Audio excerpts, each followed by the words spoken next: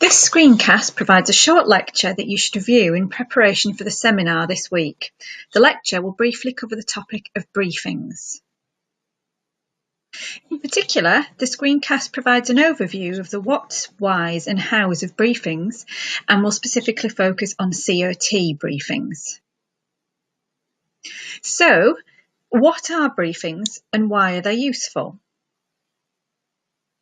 Healthcare briefings are a method of providing up-to-date information around particular topics or professional practice. They help healthcare professionals stay informed about the latest healthcare news and information, and they're designed to bring people up to date with new developments. Briefings can provide a helpful summary of what is new in an easy-to-read format that is quick and easily digestible for the busy healthcare practitioner. Briefings can be local, internal briefings for staff members, or can be prepared by large organisations for a wider or more specialist audience. The King's Fund, for instance, produces briefings on a regular basis summarising the evidence supporting decision and policymakers on health and social care.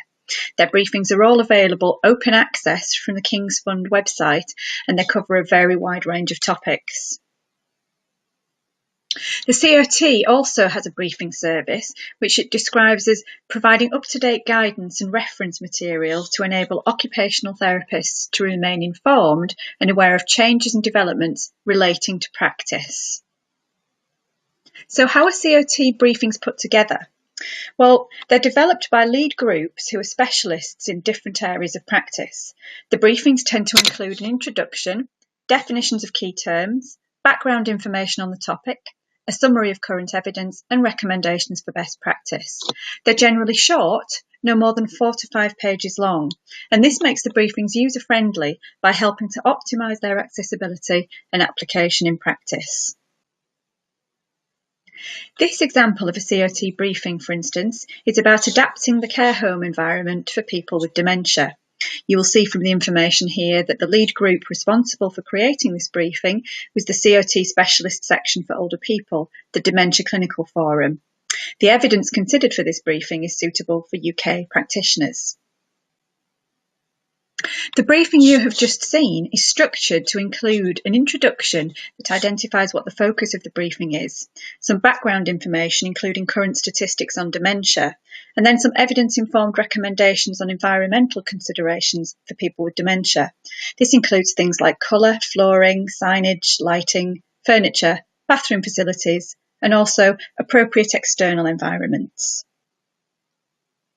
The briefing finishes with a brief list of implications for occupational therapists, including areas which OTs can best offer support to people with dementia and where other useful tools and resources can be located. The briefing also includes a reference list of all the evidence sources that have informed development of that particular briefing.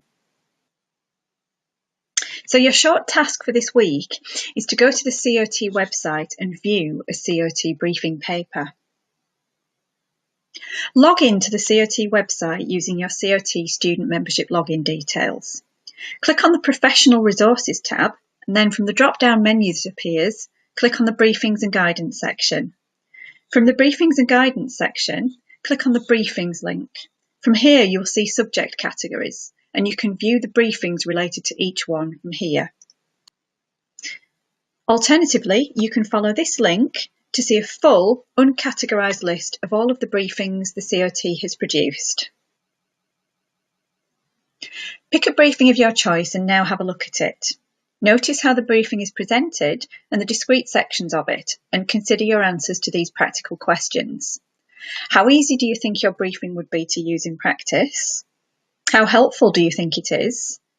And as an occupational therapist, would you be likely to use it? This screencast has provided a brief overview of what briefings are, and specifically COT briefings. This will help you in preparation for the Seminar J this week, in which we will critically discuss and appraise a COT briefing.